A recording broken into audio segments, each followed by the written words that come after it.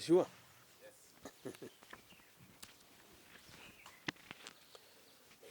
This is a press statement by the Kenya Union Party. Ladies and gentlemen of the press, we have convened this press briefing to offer guidance to the membership of the Kenya Union Party CUP and to all Kenyans on the emerging threats to our constitutional democracy. We, the Kenya Union Party, joined the Azimio One Kenya Alliance in the run-up to the last general election in exercise of our political rights as a political party. We did this because we genuinely believed that the Azimio One Kenya Alliance represented a new dawn for our country in the form of principled, policy-driven, and visionary leadership. Aside from its management of the election campaigns and its penchant for unilateral decision-making, recent actions by the Azimio leadership have starkly shown us that the promises that led us to join the coalition were hollow. Indeed, today, the Azimio coalition represents the greatest threat to democracy, the rule of law, and national cohesion in our nation's recent history. Arising thereof, today we lay bare the instruments that were meant to hold the coalitions together and to guide our path forward, so that Kenyans may see the disingenuous and deceitful nature of the current arrangement. In that regard, the Kenya Union Party wishes to notify our members and the general public as follows. 1. The Kenya Union Party expresses its disapproval of affiliate parties being annexed as a family holdings and blatantly being disregarded within the Azimio fraternity. 2. That the just concluded IALA nominations affirms Azimio is a dynastic enterprise that is in reality a personal vessel for a chosen few. We had presented the deputy party leader, second deputy party leader of Kenya Union Party, Honorable Asman Kamama, as a candidate for IALA, and his name had even reached Parliament, but he was surprised that it was removed. 3. That the Kenya Union Party unequivocally dissociates itself from the planned demonstrations by the ODM party under the guise of collective Azimio decision, for the reason that the same were not discussed and approved by Azimio's constituent parties, where CUP is a member. 4. That for the avoidance of doubt, the true Azimio coalition and not the renegade ODM brigade fully respects due process and the rule of law, and respects the decision of the Supreme Court for the reason that they embody the sovereign authority of the people of Kenya. 5. That Kenyans are yearning for a transformation of their lives, driven by leaders addressing the day-to-day issues of ordinary citizens, such as the plight of millions devastated by drought and hunger today, the escalating cost of living, and the limited access to opportunities and jobs for the youth. 6. That we have no doubt in our mind that this renegade brigade only offers violence and chaos rather than sensible and practical solutions for the people and the needs of Kenyans. 7. That the Kenya Union Party lauds His Excellency the President Honorable William Ruto for steering the country along the path of transformation. 8.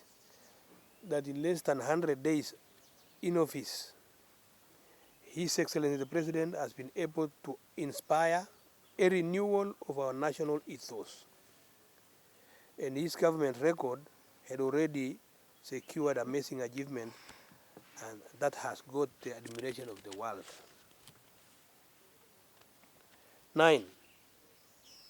That the most recent example of this is the establishment of the Hustler Fund, shows that the administration has a comprehensive plan to eliminate poverty by enhancing a process to access credit for our micro business and individuals alike. 10. That the administration is one that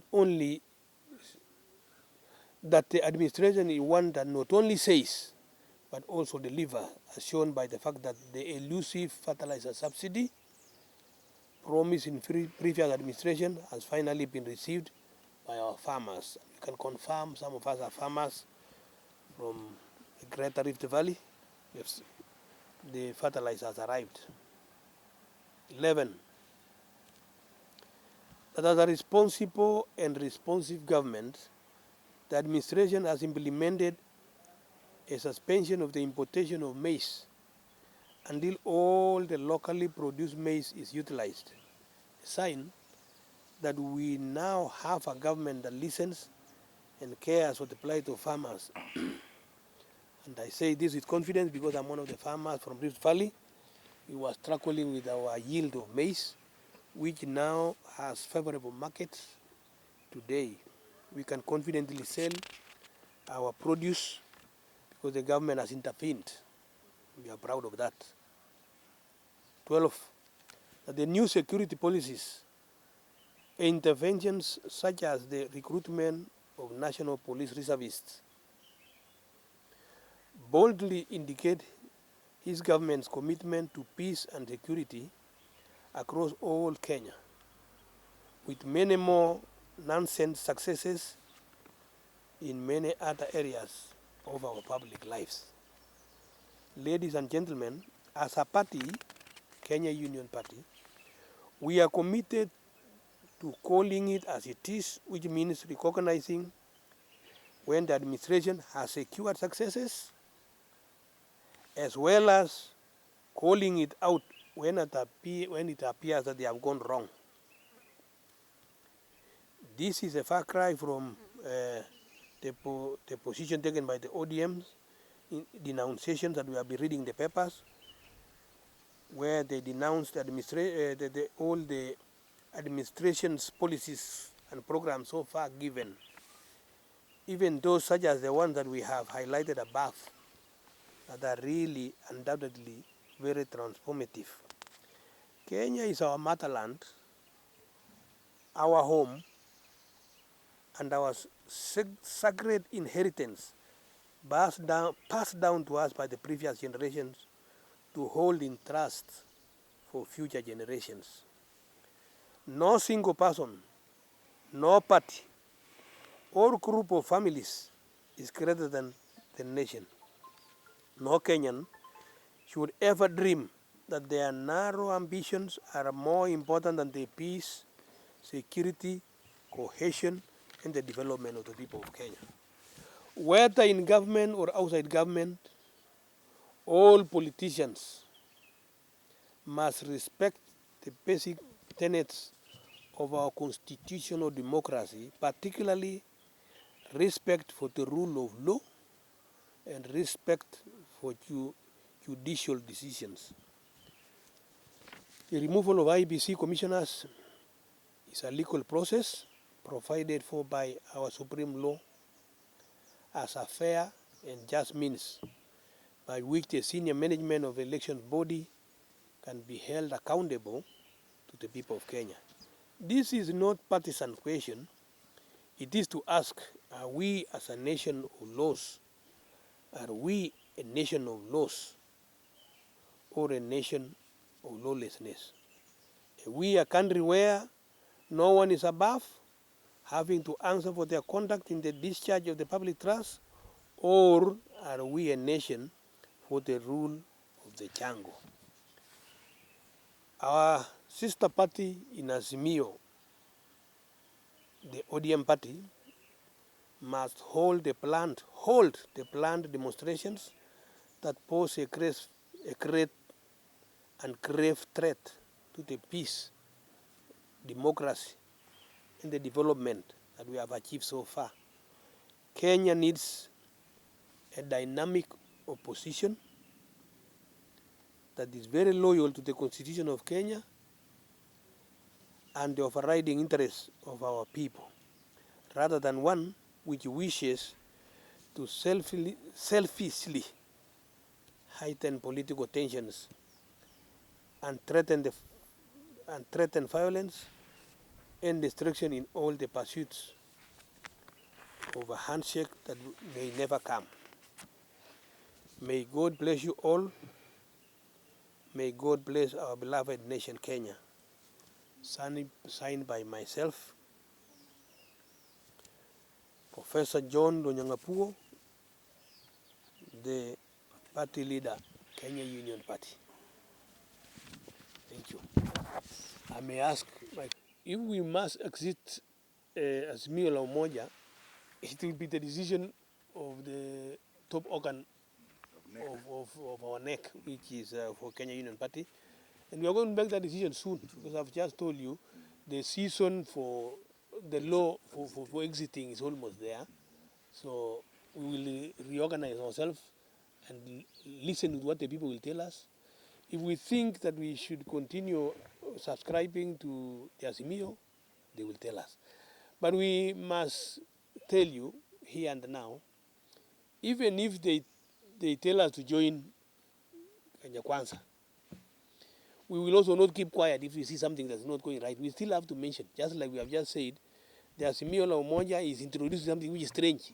We don't want demonstration at this time. We have enough problems to sort out now. If you have not eaten, how do you even wake up to go to the streets? And in the evening after the streets, what happens? It means you can easily start destroying what other people have really sweated to have. Kenya has mature we have a mature democracy in Kenya, and I think we have passed that.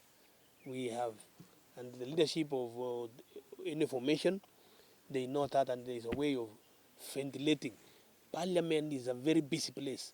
The assembly, county assembly is a very busy place. We have even our Senate, and so on. And we also can talk outside, but we talk in such a way that we still maintain the unity of the people of Kenya.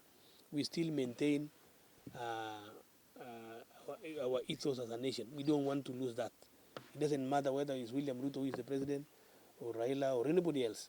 The moment we have a president, we need to realize that we have a head of state here, so that although we play our politics, we play in such a way that we don't cross certain lines.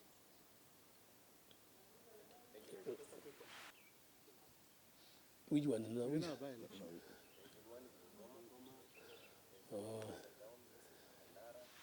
You know, parties, you don't chew what you cannot swallow. COOP is a serious young party. We are steadily growing. So tell your Bungoma people to wait for us in future, not now. Members of the fourth estate,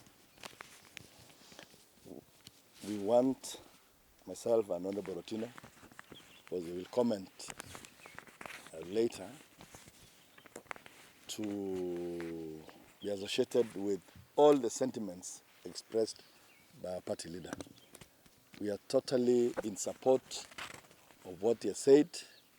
That is our party position, and that's our stand as a party, as Kenya Union Party. Secondly, I want to really, in support of his sentiments, I want to, as a former chair of the Committee of National Security and Administration, I want to touch on the issue of national police reservists. We used to call them Home Guard or KPR, because that is a challenge and an issue that is really disturbing the people living on the north of the equator, the North Rift. Professor, my party leader, in a place called Chesagon, signed some peace agreement with other governors, I think 2 years ago. And so I want to support him because he's a man who supports peace from his heart. He has even he signed those documents at a place called Chesagon. Our president, then the deputy president, was part and parcel of that process. Actually, he's the one who presided over the signing of that agreement. Maybe can I pause for a minute so that he's, I'll continue. Yeah. Now, I want to speak with can